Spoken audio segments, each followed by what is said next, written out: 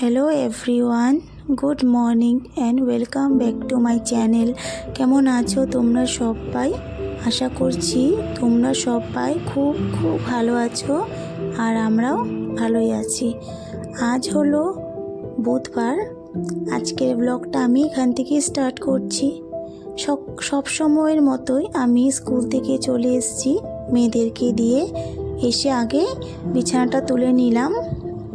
সর্বপ্রথম কাজ হলো বিছানা তোলা। অনেকক্ষণ থেকেই পড়েছিল। এভাবে না আমি এক এক করে সবগুলো বিছানায় তুলে নিব। প্রথমে এসে আমি চুলটা আঁচড়ে নিয়েছি। স্কুলে যাওয়ার আগে ভালো করে পারি না, সেটা স্কুল থেকে এসেই করি। তারপর বইগুলো গুছিয়ে রাখলাম, কারণ উল্টোপাল্টা করে রেখেছিল। রাতের বেলায় বইগুলো রুটিন দেখে যে গুছিয়ে রাখতে হয়, তখনই ওরা উল্টোপাল্টা করে রাখে। সেহেতু আমাকে আবার পরদিন ভালো করে গুছিয়ে রাখতে হয়। আমি তখনই করে রাখি, রাত্রিবেলায় করে রাখি, কিন্তু কাল করিনি, এজন্য আজ করতে হয়েছে। আজ তো দ্বাদশী, আমাদের পারো না, কারণ গতকাল আমরা একাদশী করেছিলাম। আমার বর আবার ডেকেছিল আমাকে, মানে পারনার একটা মন্ত্র আছে সেটা বলার জন্য। সেজন্য আমি আবার গিয়েছিলাম। এদিকে বিছানাটা তোলা হয়ে ওঠেনি, তারপর এসে তুলেছি। এদিকে না আমাদের আবার পারনা করার সময় হয়ে গিয়েছিল।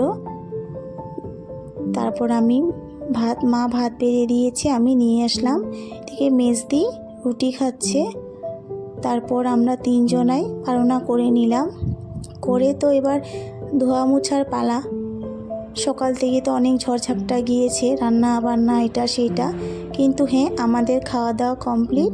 এখন শুধু মেজদি দুই ভাস্তি খাওয়া দাওয়া করবে দুপুরে। তারপর রান্না হবে আবার, মেজদি কী বা রান্না করে। এদিকে আমি চা বসিয়ে দিলাম, কারণ আমার বর আবার চা খাবে। তাই শুধু বর খাবে না, আমিও খাবো। চাটা না খেলে না একদম ভাল লাগে না। সকালে তো খেয়েছিলাম তাড়াহুড়ো করে। তারপর কি হয়েছিল, ভাবছিলাম স্কুল থেকে এসে খাবো, কিন্তু ভাত খাওয়ার সময় হয়ে গেছে, তার জন্য আর খাইনি। ভাতটাই খেয়ে নিয়েছি, কারণ গতকাল তো উপোস করেছিলাম, এজন্য আর চা খেলাম না। দেখো তো রান্নাঘরটা এবার কেমন লাগছে, একদম পরিষ্কার করে মুছে টুছে। এটা কালো আঙ্গুর রেখে দিয়েছি বেছে, খাবো একটু পরে। চা করেছি না, সসপ্যানটাও রেখে দিয়েছি, পরে আরেকবার চা হবে, কারণ আমরা তো দুপুরবেলা খাবো না। তখন চা হবে, রুটি তো করতেই লাগবে। তারপরে যে বাঁধাকপির তরকারি, সেটা দিয়ে খাবো। আর হয়েছিল আমাদের ছোলার ডাল আর বেগুন ভাজা, সেটাই আমাদের সকালে রান্না হয়েছিল। আমরা পারনা করেছি যেটা দিয়ে। তারপর দুপুরে তো মেজদি রান্না করবে, কী বা করবে। এভাবে আমি রান্নাঘরটা সব পরিষ্কার করে এসে বিছানাটা তুলে নিলাম। এই ঘরের ডেলি পরিষ্কার করে রাখলে না একদিনে কষ্টটা হয় না, তার জন্য আমি চেষ্টা করি রেগুলার ঘরদোর পরিষ্কার করে রাখার। এদিকে মেজদি আজ রান্না করছে ডিমের কারি করবে। যাই হোক, বাচ্চারাও খেতে ভালোবাসে ডিম। মেজদি এদিকে রান্না করছে আর আমি এদিকে গল্প করছি, কারণ পেঁয়াজ দিয়ে রান্না করছে তো আমি তো এইসব ধরবো না। আর মেজদি বলছে তোমাকে ধরার দরকার নেই, আমিই করবো সব। তাই দাঁড়িয়ে দেখছিলাম। আর মেজদিও চলে যাবে বলছি থাকার জন্য। এই জন্য বলছি তোমার আর কি রান্না করে ইচ্ছে সব রান্না করো, আর আমাদের খাওয়ার ইচ্ছে তুমি ওগুলো আমাদেরকে বানিয়ে টানিয়ে খাইয়ে দিয়ে যাও। মেজদি রান্না বান্না না অনেক ভালো, যত্ন পরিপাটি করে গুছিয়ে রান্না করে, সেটা দেখতেই ভাল লাগে, আর খেতে তো সত্যি অসাধারণ রান্না করে। বলছি থাকার জন্য, কিন্তু থাকবে না।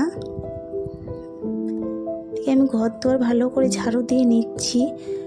সকালে একবার করেছিলাম, কিন্তু ঝাড়া মোছা সবটাই করেছি, কিন্তু দেখো মনে হচ্ছে কিছুই করিনি।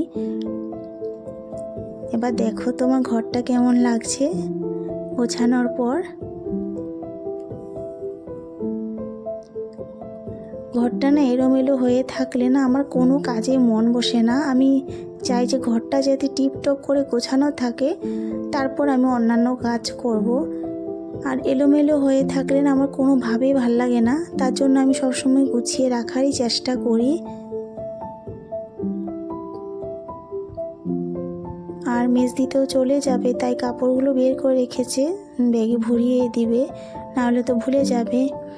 আর মেজদির জন্য আমি একটা গিফট দিয়েছি, সেটা বড় কিছু নয়, সামান্য কিছু, দেখতে পাবে তোমরা। কাপ দিয়েছি 5-6টার মতো।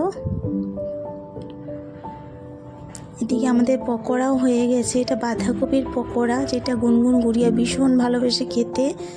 দেখো, গাজর আলু ভাজা, বাঁধাকপির পকোড়া আর ডিম কারি, এটা রান্না হয়েছে, ওরা খাবে আর আমরা তো খাবোই না। এই যে মেজদি রান্না করছে, বলছি দাঁড়াও, তুমি যেমন দেখতে সুন্দর তেমন রান্নাও করে সুন্দর। তা আমাদের রাতে হবে খিচুড়ি, তাই আমি কাটতে বসে গেছি। মেজদিকে বলছি খিচুড়ি বানাও, আজ খিচুড়ি খাবো, কারণ নিরামিষ। আর দুপুরের আছে ডিম কষা আছে, পকোড়া আছে, ওটা দিয়ে ওরা খাবে, আর আমরা তো নিরামিষ খাবো, তাই খিচুড়ি। এদিকে আমি না কেটে ধুয়ে ভাপে বসিয়ে দিয়েছি। না, খিচুড়িটা কিন্তু মাই করবে, কারণ মেজদি গুড়িয়া গুনগুনদের সাথে আছে, মা বলছে আমি করি, তাহলে মাই করেছে, কিন্তু ভালো হয়েছিল খেতে। আমরা না সবাই মিলে এভাবেই খেতে বসি, যখন সবাই একসাথে খেতে বসি আমরা এভাবেই বসি। দেখো, ভালোই লাগে। আজ তাহলে আসি, টাটা।